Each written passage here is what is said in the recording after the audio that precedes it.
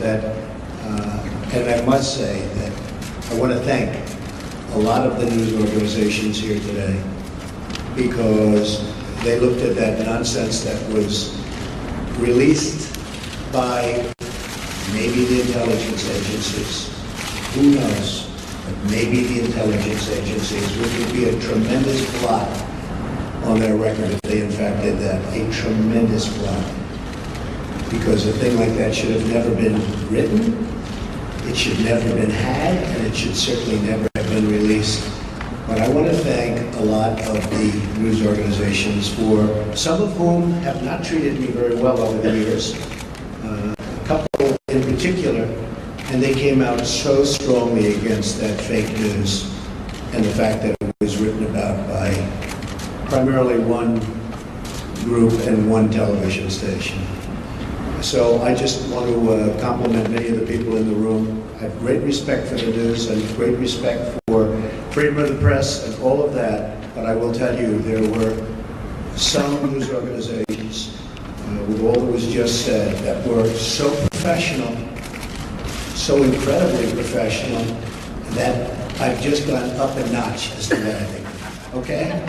All right. We've had some great news over the last couple of weeks. I've been quite active, I guess you could say, in an economic way for the country. A lot of car companies are going to be moving in. We have other companies. Big news is going to be announced over the next couple of weeks about companies that are going to be building in the Midwest. You saw it yesterday, Fiat, Chrysler, big factory going to be built in this country as opposed to another country. Ford just announced that they stopped plans for a billion-dollar plant in Mexico, and they're going to be moving into Michigan and expanding very substantially an existing plant. I appreciate that from Ford. I appreciate it very much from Fiat Chrysler. I hope that General Motors will be following, and I think they will be. I think a lot of people will be following. I think a lot of industries are going to be coming back. We have to get our drug industry coming back. Our drug industry has been disastrous. They're leaving left and right. They supply our drugs, but they don't make them here to a large extent. And the other thing we have to do is create new bidding procedures for the drug industry, because they get away with murder. And pharma has a lot of lobbies, a lot of lobbyists, and a lot of power. And there's very little bidding on drugs. We're the largest buyer of drugs in the world, and yet we don't bid properly, and we're going to start bidding, and we're going to save billions of dollars over a period of time. And we're going to do that with a lot of other industries. I'm very much involved with the generals and admirals on the airplane, the F-35. You've been reading about it. And it's way behind schedule and many billions of dollars over budget. I don't like that. And the admirals have been fantastic. The generals have been fantastic. I've really gotten to know them well. And we're going to do some big things on the F-35 program, and perhaps the F-18 program. And we're going to get those costs way down, and we're going to get the plane to be even better, and we're going to have some competition, and it's going to be a beautiful thing. So we've been very much involved, and other things. We had Jack Ma, we had so many incredible people coming here. Mr. Arnaud, they're going to do tremendous things in this country. And they're very excited. And I will say, if the election didn't turn out the way it turned out, they would not be here, they would not be in my office, they would not be in anybody else's office. They'd be building and doing things in other countries. So there's a great spirit going on right now, a spirit that many people have told me they've never seen before, ever. We're going to create jobs. I said that I will be the greatest jobs producer that God ever created, and I mean that. I really ever created. Work very hard on that. We need certain amounts of other things, including a little bit of luck, but I think we're going to do a real job, and I'm very proud of what we've done, and we haven't even gotten there yet. I look very much forward to the inauguration. It's going to be a beautiful event. We have great talent, tremendous talent, and we have all of the bands, or most of the bands, from the different segments of the military. And I've heard some of these bands over the years. They're incredible. We're going to have a very elegant day. The 20th is going to be something that will be very, very special, very beautiful. And I think we're going to have massive crowds because we have a movement. It's a movement like the world has never seen before. It's a movement that a lot of people didn't expect. And even the polls, although some of them did get a secretary, but many of them didn't. That was a beautiful scene on November 8th as those states started to pour in. He's fantastic. We focused very hard on those states, and they really reciprocated. And those states are going to have a lot of jobs, and they're going to have a lot of security. They're going to have a lot of good news for their veterans. And by the way, speaking of veterans, I appointed today the head secretary of the Veterans Administration, David Shulkin, and we'll do a news release in a little while. I'll tell you about David. He's fantastic. He's fantastic. He will do a truly great job. One of the commitments I've made is that we're going to straighten out the whole situation for our veterans. Our veterans have been treated horribly. They're waiting in line for 15, 16, 17 days. Cases where they go in and they have a minor early stage form of cancer and they can't see a doctor. By the time they get to the doctor, they're terminal at the top of the line. It's not going to have the absolute, it's not going to have top of the line. And they're going to get together with their great doctors. Dr. Toby Cosgrove, as you know, from the Cleveland Clinic, has been very involved. Ike Perlmutter has been very, very involved, one of the great men of business. And we're going to straighten out the VA for our veterans. I've been promising that for a long time. And something I feel very, very strongly. So you'll get the information on David, and I think you'll be very impressed with the job he does. We looked long and hard. We interviewed at least 100 people.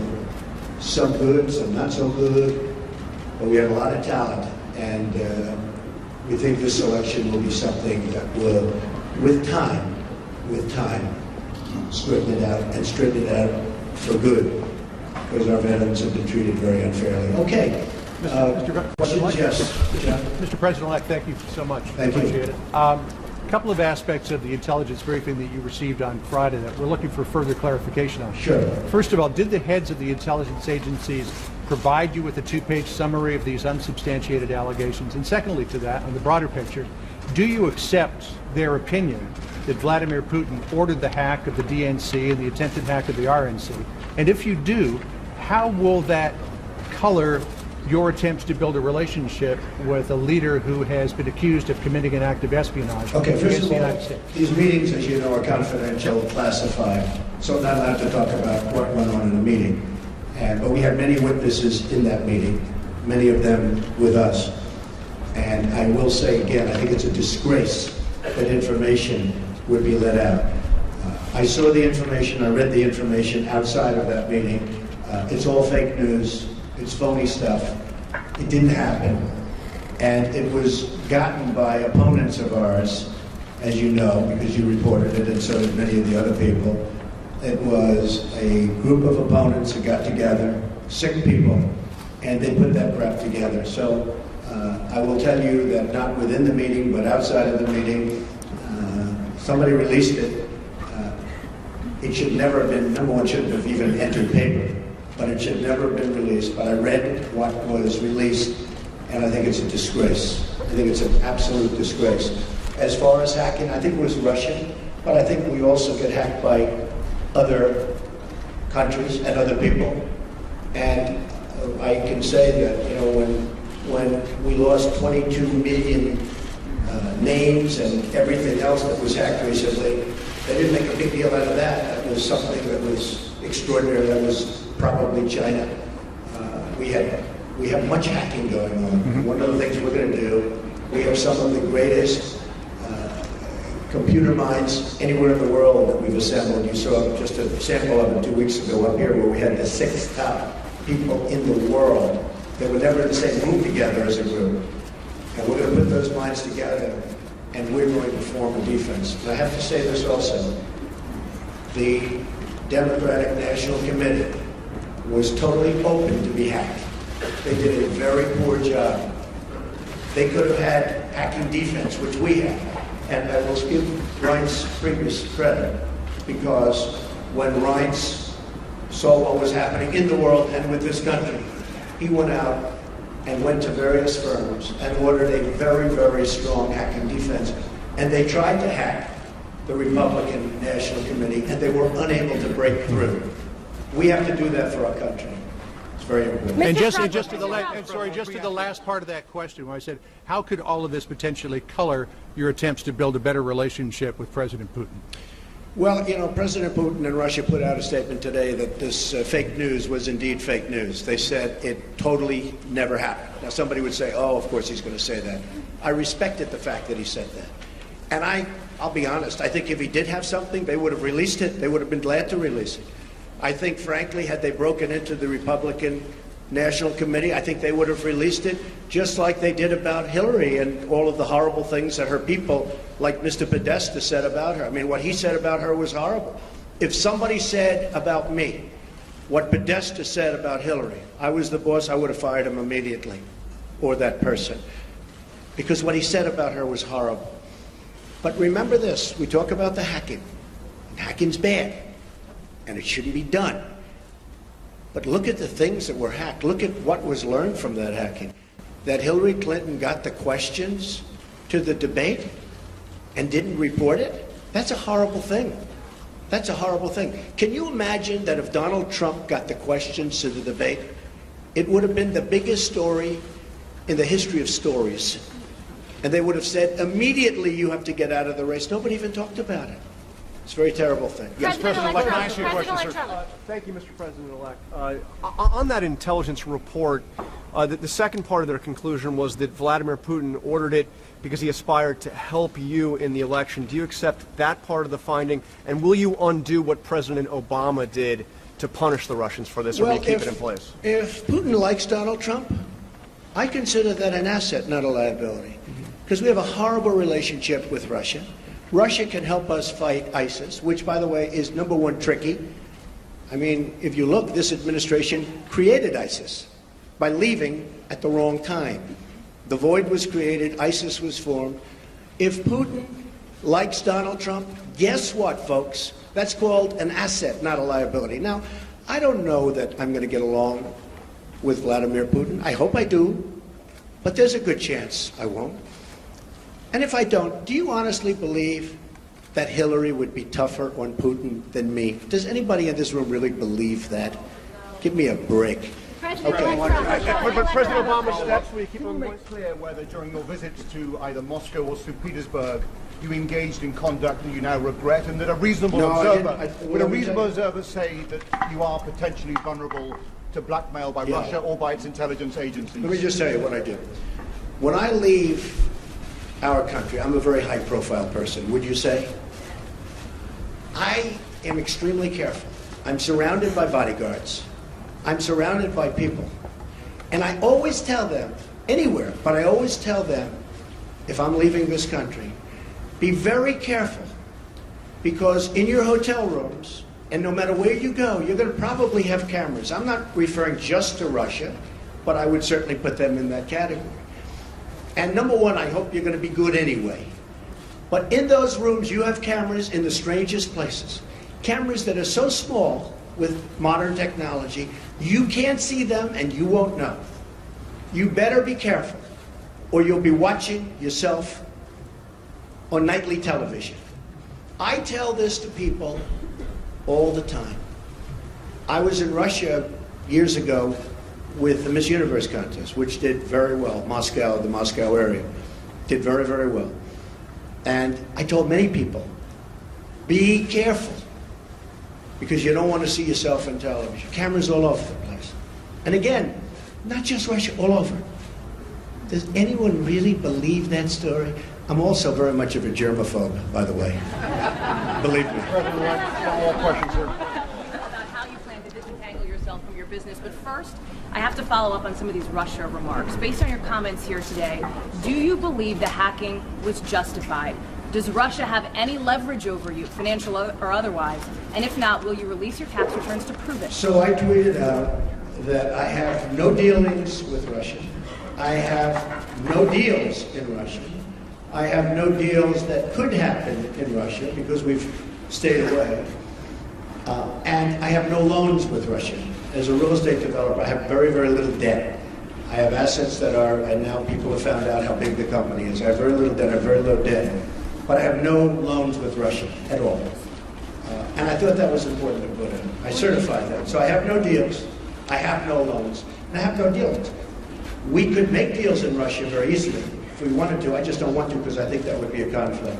So I have no loans, no dealings, and no current pending deals. Now I have to say one other thing.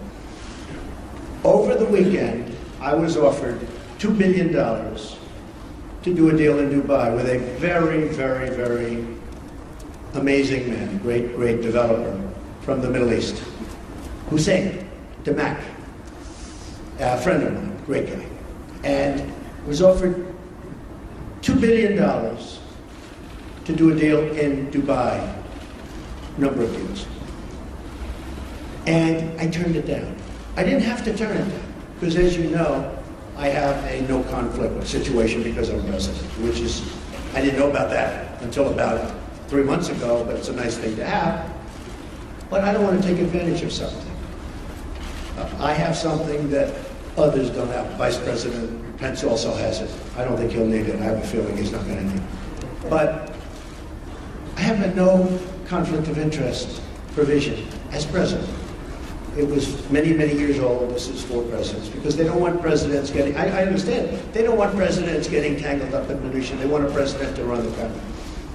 So I could actually run my business. I could actually run my business and run government at the same time. I don't like the way that looks, but I would be able to do that if I wanted to. I'd be the only one that would be able to do that. You can't do that in any other capacity. But as a president, I could run the Trump Organization, great company, and I could run the company. I'd do a very good job, but I don't want to do that. Now, all of these papers that you see here, yes, go I ahead. just wanted to follow up on that before we get to the conflicts. Do you believe the hacking was justified, and will you release your tax returns to prove what you're saying about no deals in Russia? Well, not releasing the tax returns, because as you know, they're under audit. But every president since the 70s has had a required audit from the IRS. The last 6 have released them. But as president, sir, as you're the only taking one that office, cares about my tax returns is the reporters. Okay? you don't think the American public is concerned No, about I don't that? think so. I won. Do you believe the When I became hacking? president. No, I don't think they care at all. I don't think they care at all. I think you care. I think you care. First of all, you learn very little from a tax return. What you should do is go down to federal elections and take a look at the numbers.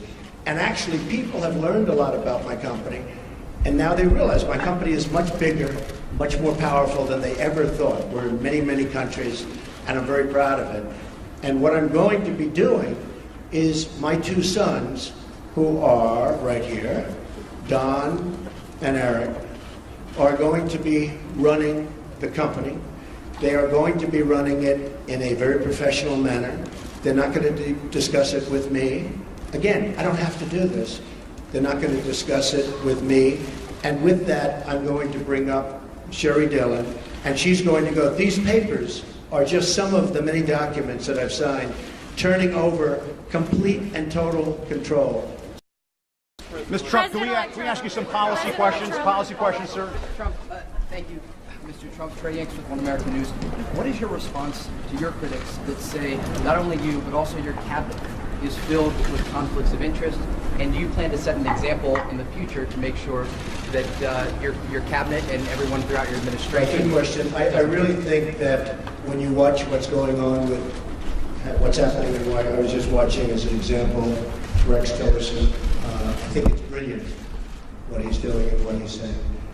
I watched yesterday, as you know, our great senator who is going to be a great attorney general, and he was brilliant. And what people don't know is that he was a great prosecutor and attorney general in Alabama, and he was brilliant yesterday. So I really think that I think we have one of the great cabinets ever put together. And we've been hearing that from so many people. People are so happy. You know, in the case of Rex, he ran incredibly ExxonMobil. When there was a find, he would get it. When they needed something, he would be there. A friend of mine who's very, very substantial in the oil business, Harold Hamm, big supporter, he said, There's nobody in the business like Rex Tillerson. And that's what we want. That's what I want to bring to government. I want to bring the greatest people into government because we're way behind. We don't make good deals anymore. I say it all the time in speeches. We don't make good deals anymore. We make bad deals. Our trade deals are a disaster. We have hundreds of billions of dollars of losses on a yearly basis. Hundreds of billions with China on trade and trade imbalance, with Japan, with Mexico, with just about everybody. We don't make good deals anymore. So we need people that are smart. We need people that are successful. And they got successful because, generally speaking, they're smart. And that's what I put. I'm very proud of the cabinet. I think they're doing very well.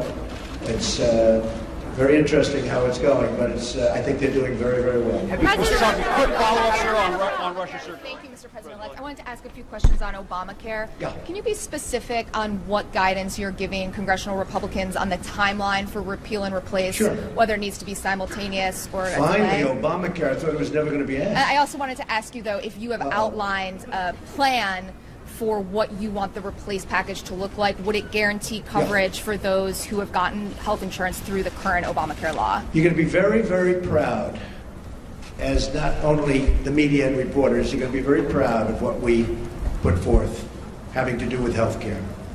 Obamacare is a complete and total disaster. They can say what they want. They can guide you any way they want to guide you.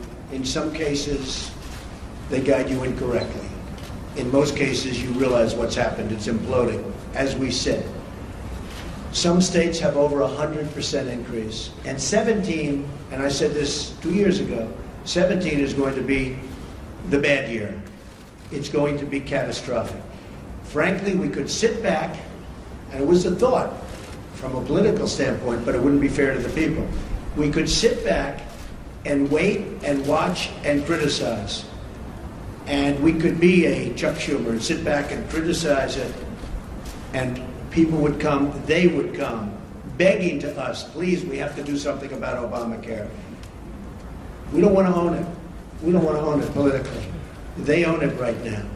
So the easiest thing would be to let it implode in 17, and believe me, we'd get pretty much whatever we wanted, but it would take a long time.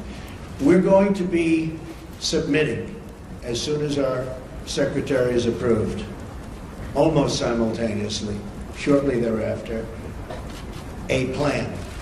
It'll be repeal and replace. It will be essentially simultaneously. It will be various segments, you understand, but will most likely be on the same day or the same week, but probably the same day, could be the same hour. So we're going to do repeal and replace. Very complicated stuff. And we're going to get a health bill passed. We're going to get health care taken care of in this country. You have deductibles that are so high that after people go broke paying their premiums, which are going through the roof, the health care can't even be used by them because the deductibles are so high. Obamacare is the Democrats' problem. We are going to take the problem off the shelves for them. We're doing them a tremendous service by doing it. We could sit back and let them hang with it. We are doing the Democrats a great service. So as soon as our secretary is approved and gets into the office, we'll be filing a plan. And it was actually pretty accurately reported today, the New York Times. And the plan will be repeal and replace Obamacare. We're going to have a health care that is far less expensive and far better. Okay, Mr. President-elect, can we just ask you, sir. President-elect Trump. Mr. President, which one, Mr. President? Well, I was going to... Thank you. All right, go ahead, then CBS. Okay, President-elect Trump, John Steinberg from Cheddar. When you look at all the meetings that you've had with Carrier and SoftBank and Alibaba, do you conceive of making this a program, maybe sitting inside of Commerce? And then my follow-up question to that is, how soon will we see the program on capital repatriation and corporate tax cuts? Well, if I can save jobs, for instance, I was doing individual companies, and people said, well, but that's only one company, like we did a good job with Carrier. And I want to thank United Technologies, which owns Carrier, but we saved close to 1,000 jobs. And they were gone. And Mike Pence and his staff really helped us a lot.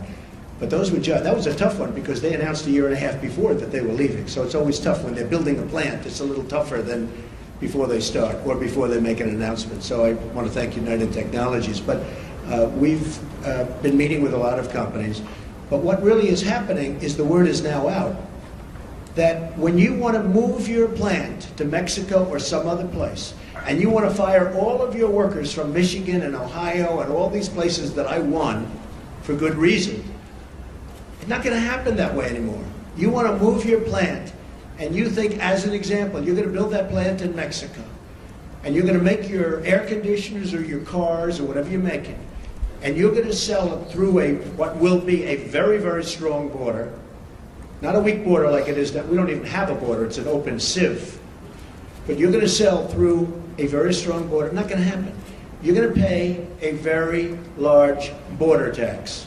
So if you want to move to another country, and if you want to fire all of our great American workers that got you there in the first place, you can move from Michigan to Tennessee and to North Carolina and South Carolina. You can move from South Carolina back to Michigan. You can do anywhere. You got a lot of states at play, a lot of competition. So it's not like, oh, gee, I'm taking the competition. We got a lot of places you can move. And I don't care, as long as it's within the United States, the borders of the United States. There will be a major border tax on these companies that are leaving and getting away with murder. And if our politicians had what it takes, they would have done this years ago, and you'd have millions more workers right now in the United States that are 96 million really wanting a job and they can't get. You know that story, the real number. That's the real number. So that's the way it is. Okay, go ahead. Mr. President-elect, I have a question about the Supreme Court and the border security, but I also want you to ask you about something you said on Twitter this morning. Are we living in Nazi Germany? What were you driving at there? Do you have a problem with the intelligence community? And on the Supreme Court, what's your timeline? You said a while ago you were down to 4. Have you conducted those interviews yet? What's your timeline for nominating? And on the border fence, it now appears clear U.S. taxpayers will have to pay for it up front. What is your plan to get Mexico to pay for it? I got it. You have any more? That's it. On the fence. It's not a fence, it's a wall. You just misreported it. We're going to build a wall. I could wait about a year and a half until we finish our negotiations with Mexico, which will start immediately after we get to office, but I don't want to wait. Mike Pence is leading an effort to get final approvals through various agencies and through Congress for the wall to begin. I don't feel like waiting a year or a year and a half. We're going to start building. Mexico, in some form, and there are many different forms, will reimburse us, and they will reimburse us for the cost of the wall. That will happen. Whether it's a tax or whether it's a payment, probably less likely that it's a payment, but it will happen. So remember this, okay? I would say we are going to build a wall, and people would go crazy. I would then say, who's going to pay for the wall? And people would all scream out, 25, 30,000 people, because nobody's ever had crowds like Trump has had. You know that. You don't like to report that, but that's okay. Okay, now he agrees. Finally, he agrees. But I say, who's going to pay for the wall? And they will scream out, Mexico. Now, reports went out last week, oh, Mexico's not going to pay for the wall because of a reimbursement. What's the difference? I want to get the wall started. I don't want to wait a year and a half until I make my deal with Mexico. So, and we probably will have a deal sooner than that. And by the way, Mexico has been so nice, so nice. I respect the government of Mexico. I respect the people of Mexico. I love the people of Mexico. I have many people from Mexico working for me. They're phenomenal people. The government of Mexico is terrific. I don't blame them for what's happened. I don't blame them for taking advantage of the United States. I wish our politicians were so smart. Mexico has taken advantage of the United States. I don't blame the representatives and various presidents, etc., of Mexico. What I say is we shouldn't have allowed that to happen. It's not going to happen anymore. So in order to get the wall started, Mexico will pay for the wall, but it'll be reimbursed. Okay? Supreme Court judge. So, as you know, I have a list of 20. I've gone through them. We've met with numerous candidates. They're outstanding in every case. They were largely recommended and highly recommended by Federalist Society. Jim DeMint was also very much involved in his group, which is fantastic, and he's a fantastic guy. So between Leo and Jim DeMint and some senators and some Congress people, we have a great group of people. I'll be making the decision on who we will put up for Justice of the United States Supreme Court, a replacement for the great Justice Scalia. That will be probably within 2 weeks of the 20th. So within about 2 weeks, probably the second week. I consider the first day because we'll also be doing some pretty good signings. And I think what we'll do is we'll wait till Monday. That will be our really first business day as opposed to doing it on Friday, because on Friday people are going to have a very good time at the inauguration. And then Saturday, as you know, we're having a big church service and lots of good things are happening. So our first day, and you'll all be invited to the signings, but we'll be doing some pretty good signings on Monday and Tuesday and Wednesday and Thursday and Friday, and then also the next week. And you're all invited. But on the Supreme Court, I'll be making that decision, and it'll be a decision which I very strongly believe in. I think it's one of the reasons I got elected. I think the people of this country did not want to see what was happening with the Supreme Court. So I think it was a very, very big decision as to why I was elected. Mr. President-elect.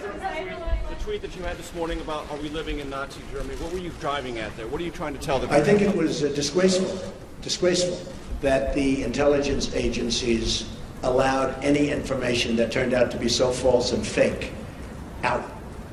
I think it's a disgrace. And I say that, and that's something that Nazi Germany would have done and did do. I think it's a disgrace. That information that was false and fake and never happened got released to the public. As far as BuzzFeed, which is a failing pile of garbage, writing it, I think they're going to suffer the consequences. They already are. And as far as CNN going out of their way to build it up, and by the way, we just found out I was coming down. Michael Cohen is a very talented lawyer. He's a good lawyer in my firm. It was just reported that it wasn't this Michael Cohen they were talking about. So all night long, it's Michael Cohen. I said, I want to see your passport. He brings his passport to my office. I say, hey, wait a minute. He didn't leave the country. He wasn't out of the country. That Michael Cohen of the Trump Organization was in Prague. It turned out to be a different Michael Cohen. It's a disgrace what took place. It's a disgrace.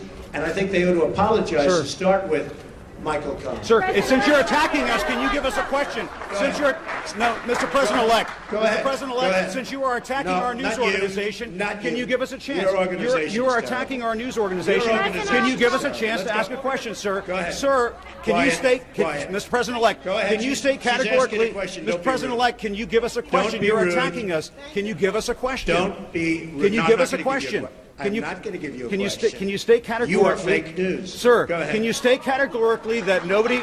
No, Mr. President-elect, that's not appropriate. Do you think President Obama went too far with the sanctions he put on Russia after the hacking? Do you think they're disproportionate? I don't say he went too far. And what will you roll them back? And what do you think of Lindsey Graham's plan to send you a bill for tougher ones? Plans to send me a bill for what? For tougher sanctions. I hadn't heard Lindsey Graham was going to do that. Lindsey Graham. I've been competing with him for a long time. He's going to crack that 1% barrier one day. I didn't realize Lindsey Graham's still at it. It's all right. I think Lindsey Graham's a nice guy, actually. I've heard that he's a nice guy, and I've been hearing it. Yeah, go ahead. Go ahead. You've been waiting. Go ahead. As far as we understand, the intelligence community... Stand up, please. Yeah, Ian Pannell from BBC News. Ian Pannell from BBC News. BBC News, it's another beauty. Yeah, thank you. Thank you. As far as we understand it, the intelligence community are still looking at these allegations. It's false news, as you describe it. If they come back with any kind of conclusion that any of it stands up, that any of it is true, will you consider your position? Would you think there's nothing they can come back with? Can you This decision to publish fake news and all the problems that we've seen throughout the media over the course of the election, what reforms do you recommend for this industry here? Well, I don't recommend reforms. I recommend people that have some moral compass You know, I've been hearing more and more about a thing called fake news, and they're talking about people that go and say all sorts of things. But I will tell you, some of the media outlets that I deal with are fake news, more so than anybody. I could name them, but I won't bother. But you have a few sitting right in front of us. So they're very, very dishonest people. But I think it's just something we're going to have to live with. I guess the advantage I have is that I can speak back. When it happens to somebody that doesn't have this, doesn't have that kind of a megaphone, they can't speak back. It's a very sad thing. I've seen people destroyed. I've seen people absolutely destroyed. And I think it's very unfair. So all I can ask for is honest reporters. Yes. Mr. President, I just want to follow up on the questions about the U.S. intelligence community and be very clear about what you're saying. Do you trust your U.S. intelligence officials? And what do you say to foreign policy experts who say you're actually weakening national security by waging this war of words against that community? Intelligence agencies are vital and very, very important. We are going to be putting in, as you know, Mr. Pompeo and others, you know the Senator, Dan Coates, we're going to be putting in some outstanding people. Within 90 days, they're going to be coming back to me with a major report on hacking. I want them to cover this situation. I also want them, however, to cover maybe most importantly, because we're hacked by everybody. You know, the United States, our government, out of a list of 17 in terms of industries, is the worst. It's number 17 in terms of protection.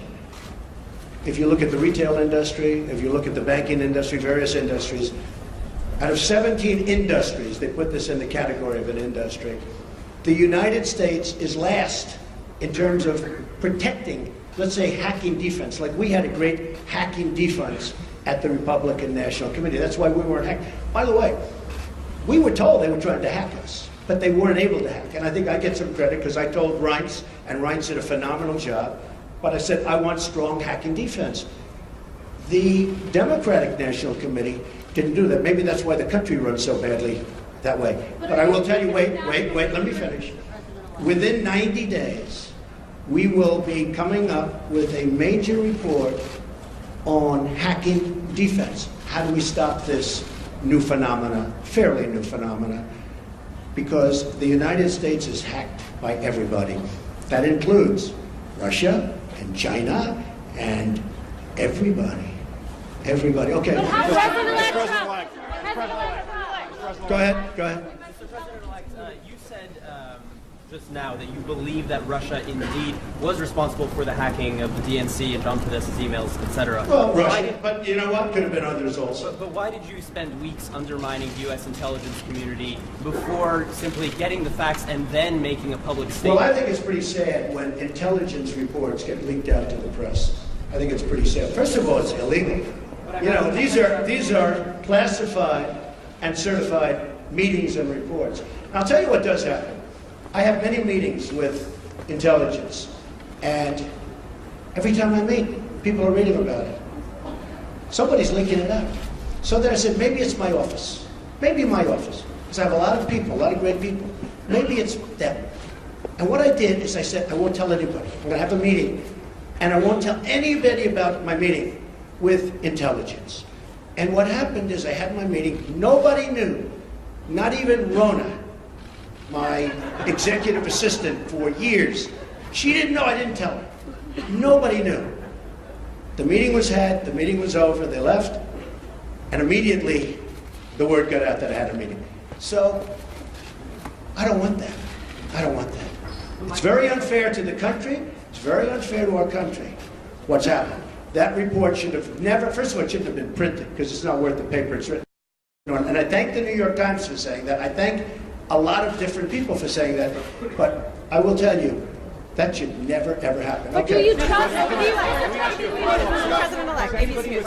Thank you, Mr. President-elect. Can you stand here today, once and for all, and say that no one connected to you or your campaign had any contact with Russia leading up to or during the presidential campaign? And if you indeed do believe that Russia was behind the hacking, what is your message to Vladimir Putin right now? He shouldn't be doing it. He won't be doing it. Russia will have much greater respect for our country when I'm leading it than when other people have led it. you will see that. Russia will respect our country more. He shouldn't have done it. I don't believe he'll be doing it more now. We have to work something out, but it's not just Russia. Take a look at what's happened. You don't report it the same way. 22 million accounts were hacked in this country by China. And that's because we have no defense. That's because we're run by people that don't know what they're doing. Russia will have far greater respect for our country when I'm leading it. And I believe, and I hope, maybe it won't happen, it's possible, but I won't be given a little reset button like Hillary. Here, press this piece of plastic. Guy looked at her like, what is she doing? There's no reset button. We're either going to get along or we're not. I hope we get along, but if we don't, that's possible too. But Russia and other countries, including China, which has taken total advantage of us economically, totally advantage of us in the South China Sea by building their massive fortress. Total. Russia, China.